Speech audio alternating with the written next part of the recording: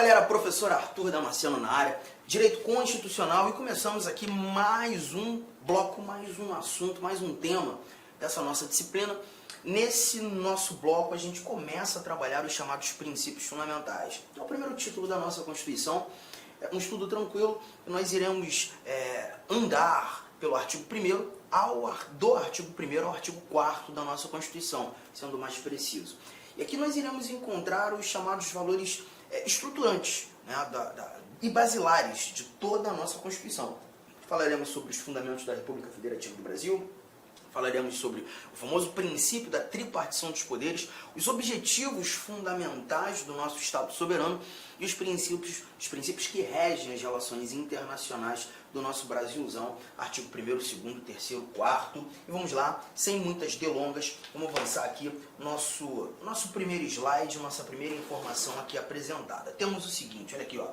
A República Federativa do Brasil, formada pela união indissolúvel dos estados e municípios e do Distrito Federal, constituem-se em Estado democrático de direito e tem como fundamentos.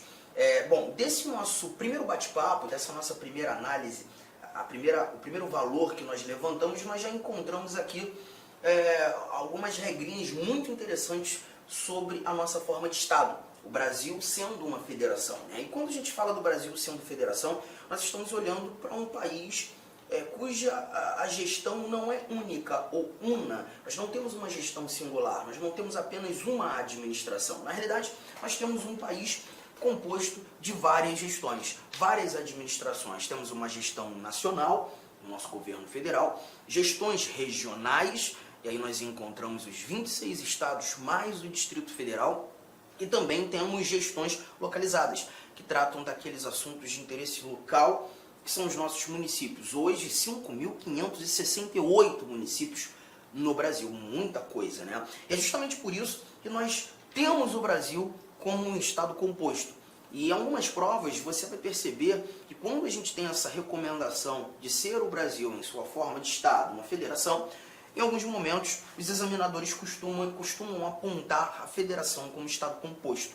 Mas o mais interessante é que esse nosso artigo 1º, que traduz a ideia do Brasil federação, ele traz para a gente que essa união de gestões existentes, União, Estados, Distrito Federal, municípios, essa conjugação ela é indissolúvel. E é importante lembrarmos que uma das maiores, se não a maior característica de um Estado federado é justamente essa indissolubilidade do pacto federativo. Enquanto vivermos sob a égide da Constituição de 88, enquanto nós vivermos como uma federação, essas unidades que compõem o nosso Estado composto, essas unidades federadas, elas estão inseridas num pacto de indissolubilidade. Ninguém se separa, ninguém se separa. E veremos, inclusive, no decorrer do nosso estudo, quando da pretensão de um Estado se separar, e é o que a gente costuma ter como direito de secessão, que não existe no nosso Estado federal, um dos institutos que busca proteger essa integridade nacional é a intervenção federal. A intervenção é um estudo que a gente ainda vai fazer a partir do nosso artigo 34 da Constituição. Nesse momento, é apenas lembrar que o Brasil como federação carrega com prisma, como um dos elementos determinantes ou característica essencial, a indissolubilidade do pacto federativo. É o que temos aqui. Constitui-se em Estado democrático de direito, ou seja, nós temos o poder do povo instituído em leis, tá?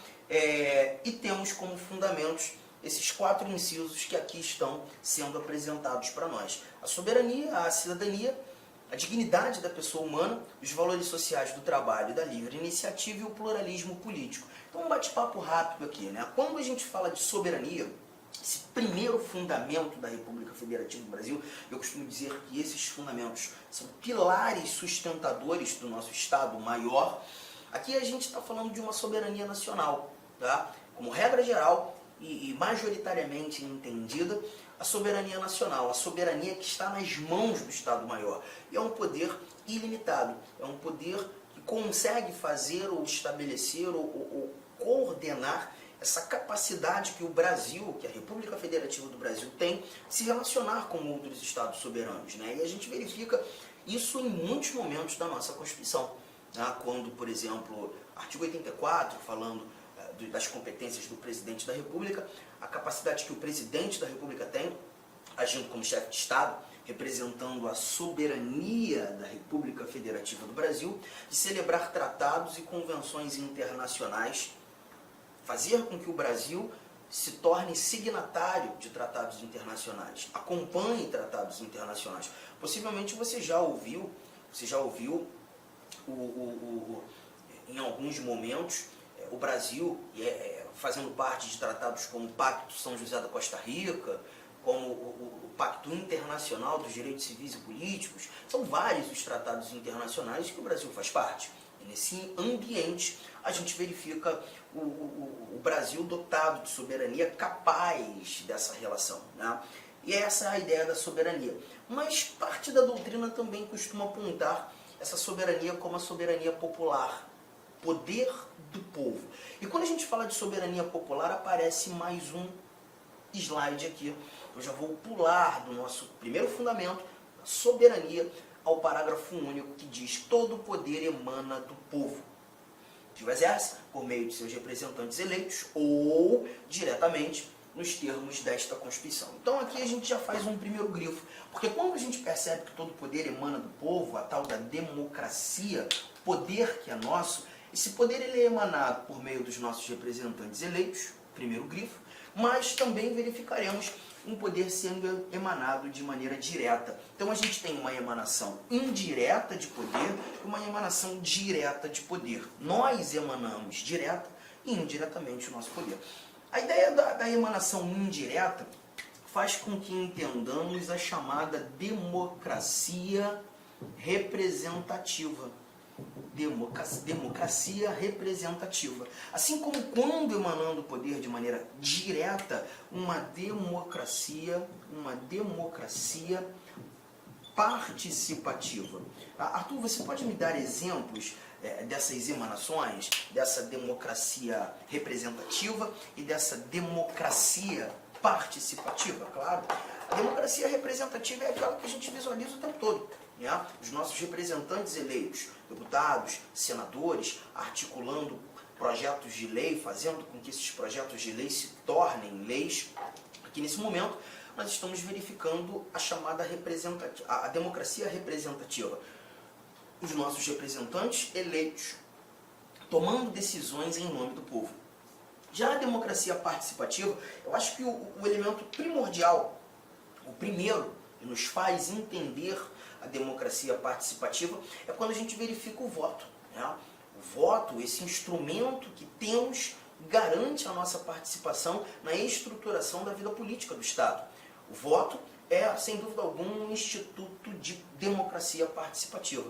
E não apenas o voto. Quando nós também estudarmos direitos políticos, é um assunto que a gente vai começar a desbravar. Quando chegarmos ao artigo 14, nós iremos falar do plebiscito, nós iremos falar do referendo, nós iremos falar da iniciativa popular. Posso rapidamente sintetizá-los e entender que tanto o plebiscito quanto o referendo são participações populares, diretas, que buscam ali ou fazer com que um ato normativo seja criado ou, inclusive, referendar um ato já criado. Muitas vezes, quando, por exemplo, não apenas o Congresso, tá? Mas, por exemplo, o Congresso Nacional tem a pretensão de criar uma lei ou alterar legislação, ou até mesmo, quem sabe, alterar a nossa Constituição por meio de emendas constitucionais, em alguns momentos seria possível em que o povo fosse consultado, o eleitorado fosse consultado. Essa consulta, eleitorado, permite ou não, desejam ou não, com que criemos a lei, com que alteremos a lei, com que façamos alterações na Constituição. Essa pergunta é feita, essa consulta popular é feita.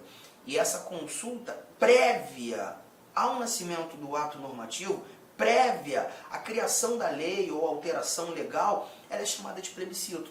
E a nossa fala, a nossa resposta acaba sendo determinante para a criação de um determinado ato normativo. Já o referendo um pouco diferente, porque no referendo nós temos a criação feita, a lei nasce, a alteração da Constituição ocorre, o ato normativo é editado, todavia a sua eficácia ou a sua vigência vai depender de uma confirmação popular.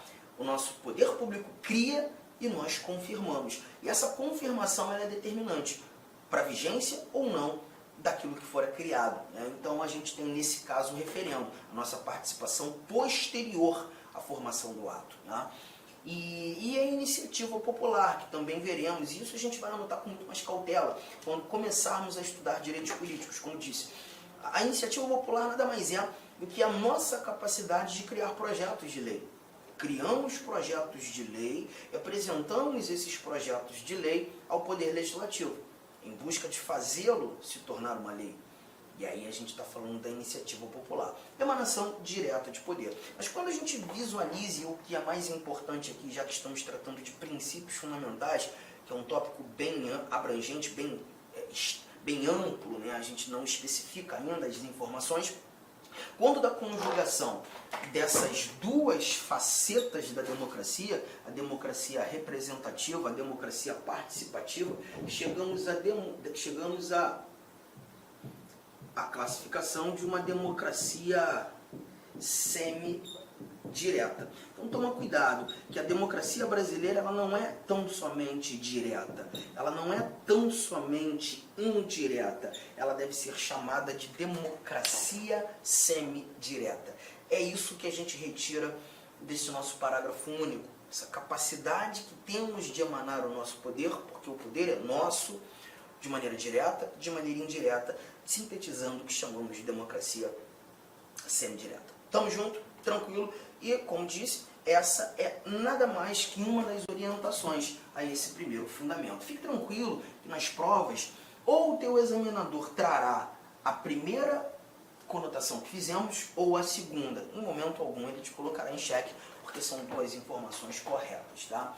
Cidadania. Cidadania se confunde também com o que a gente chama de nacionalidade, e é importante você dominar essas diferenças, né? Porque quando a gente fala de nacionalidade, não está aqui, a nacionalidade é justamente o vínculo jurídico-político que liga você ao Estado soberano. Então, a partir do momento que você nasceu em solo brasileiro, e não é a única maneira de ser chamado brasileiro nato, quando nós estudarmos a nacionalidade, é um outro tópico muito gostoso de se estudar, a partir do artigo 12, a gente vai perceber que há uma diferença entre brasileiros natos, brasileiros naturalizados, inclusive diferença no que tange a conquista, a aferição dessas nacionalidades, né? E aí a gente percebe que o brasileiro nato, como regra geral, é aquele que nasce em solo brasileiro. Existem outros caminhos, eu posso nascer fora do Brasil e também ser chamado de brasileiro. E a partir do nascimento em solo, que é o exemplo que eu separei, você conquista esse vínculo de nacionalidade. Tá? Então a nacionalidade nada mais é do que esse vínculo que liga você ao Brasil, que liga o indivíduo ao Estado soberano, obviamente atendendo critérios. Mas eu não posso dizer que todo brasileiro, todo nacional, todo indivíduo que carrega a nacionalidade brasileira já é de imediato cidadão. E isso muitas vezes a própria mídia nos atrapalha, né? Televisão, rádio, jornal, quando a gente encontra aquela informação que um determinado indivíduo tem dupla nacionalidade. Gente, muito cuidado. Provavelmente não foi isso que aquele indivíduo, aquele repórter quis dizer. Ele quis dizer que o indivíduo tem dupla nacionalidade. Ele tem a nacionalidade brasileira e a nacionalidade mexicana. Ele tem a nacionalidade brasileira e a nacionalidade argentina. Ele tem a nacionalidade brasileira e a nacionalidade italiana. Mas a cidadania, ela se difere da nacionalidade, porque aqui a gente está falando apenas do gozo dos direitos políticos. Gozo dos direitos políticos. Nada mais que isso. Então, quando a gente fala de cidadania, a gente está tratando daquele indivíduo que titularizou direitos políticos. Em outras palavras, a gente está levando em consideração apenas o poder votar e, por consequência, ser votado. Tá? Essa é a cidadania, a capacidade que eu tenho de participar da estruturação da vida política do meu Estado. Ponto final. Legal? Mais um elemento. A dignidade da pessoa humana é um princípio muito importante, né? Porque a dignidade da pessoa humana é a essência dos direitos fundamentais. Então, quando eu verifico no estudo por exemplo, o artigo 5º da Constituição, olha como é que os princípios fundamentais eles vão te mostrando vários artigos da Constituição. Por isso chamados de princípios fundamentais. São princípios norteadores de todos os demais valores que nós estudaremos no texto constitucional. Então, quando a gente fala, olhando para o artigo 5º, onde nós encontramos os direitos e deveres individuais e coletivos, a liberdade de locomoção que temos, a liberdade de credo religioso que temos, a liberdade de expressão que temos, direito de reunião, direito de associação, direito de propriedade, direito de herança, dentre vários outros direitos, todos esses direitos têm como essência a dignidade da pessoa humana. A dignidade da pessoa humana, eu digo, é a raiz dos direitos fundamentais. Os direitos fundamentais, eles derivam desse princípio. Então, quando a gente verifica um assunto, direitos fundamentais, um assunto de absoluta importância, mas gigantesca importância, nós temos a dignidade da pessoa humana como um elemento primordial, um elemento básico, o elemento prisma, o elemento alicerce, e por isso tido como um fundamento da República Federativa do Brasil. Os valores sociais do trabalho e da livre iniciativa. Aqui é interessante, porque perceba, nós temos regras que buscam abarcar ou equilibrar as relações de trabalho. Temos regras. E essas regras, elas acabam estabelecendo limites, né, ao trabalho. Por exemplo, o artigo 7º, ele fala dos direitos destinados aos trabalhadores urbanos e rurais. Aí, mais um dispositivo, ó. O artigo 7º agora sendo citado. Aqui eu citei o artigo 14, aqui eu citei o artigo 12, aqui eu citei o artigo 5º, e aqui eu poderia citar o artigo 7º da Constituição, dos direitos destinados aos trabalhadores urbanos e rurais. Se você abrir a sua Constituição aí no artigo 7º, você vai encontrar... Olá, meus amigos! Inicialmente eu quero pedir licença para vocês, pois interrompi a sua aula. Mas essa aula do YouTube é uma aula demonstrativa para você conhecer aí a nossa estrutura, os nossos professores e os nossos cursos. Eu sou o professor Lac, especialista em concursos públicos. Somente em 2022 eu fui aprovado em 7 concursos públicos e a minha meta é buscar 10 aprovações por ano. Eu acho que eu consigo este ano cumprir a minha meta de aprovação. E eu estou aqui para ajudar vocês. Nós aqui da Lá Concurso estamos fazendo a melhor campanha, a campanha de melhor qualidade, mais competitiva para o concurso da Secretaria Municipal de Saúde de Cuiabá. E nós temos aí vários cursos, vou apresentar para vocês rapidamente. Nós temos aqui a opção online, todos os conhecimentos básicos, item a item, sem nenhum item fora do edital, para fechar o edital. 10 parcelas de R$ 35,00, oficial técnico de administração online 10 de 45, técnico de enfermagem 10 de 50 e apoio jurídico 10 de 50. Detalhe, esses cursos nossos online não é aquele transmitido em sala de aula que o cara grava. O nosso não. O nosso é gravação em estúdio com excelente qualidade de áudio, de imagem e de iluminação, claro, também de edição. Tem presencial? Tem presencial. Professor, esse presencial é transmitido ao vivo? Sim. Ah, professor, me adapto mais aí à metodologia de presencial. Não tem problemas. Ele é transmitido ao vivo. Nós temos aí, né, conhecimentos gerais, todos os cargos. Tem uma promoção aqui bacana. Para quem se matricular até o dia 23/9 vai pagar 10 de R$50. Quem se matricular depois do dia 23, 10 de 75, e a turma presencial Conhecimentos Básicos, iniciando dia 4 de outubro. Tem técnico de enfermagem? Sim, temos técnico de enfermagem também. Mesma coisa, tem a promoção aí, dia 23/9, paga 10 de 70, após o dia 23/9, paga 10 de 120, e o início da turma começa no dia 4/10, né? E claro, a nossa luva de ouro aí, tá certo? O nosso produto master aqui, que é a turma VIP. Essa turma VIP tem todo um diferencial, onde eu, professor Lac, coloco toda a minha experiência e dedicação. Só de conhecimentos específicos são 15 aulas minhas. Essa turma aqui é para, cara, o cara que cumprir, o cara que assistir esse curso, participar, cara, eu tenho muita confiança e muita certeza que ele vai sair muito bem e ele vai ter todas as condições de ser aprovado. Beleza, pessoal? Então, isso aqui é uma chamadazinha aí. Aqui embaixo tem um link para você falar diretamente com o nosso atendente. Qualquer coisa, você vai no nosso Instagram, Quem responde o direct do Instagram sou eu, faço isso pessoalmente, porque é um canal de comunicação que eu abri, que eu exerço diretamente com os nossos alunos. Valeu, meus amigos. Então venham estudar conosco.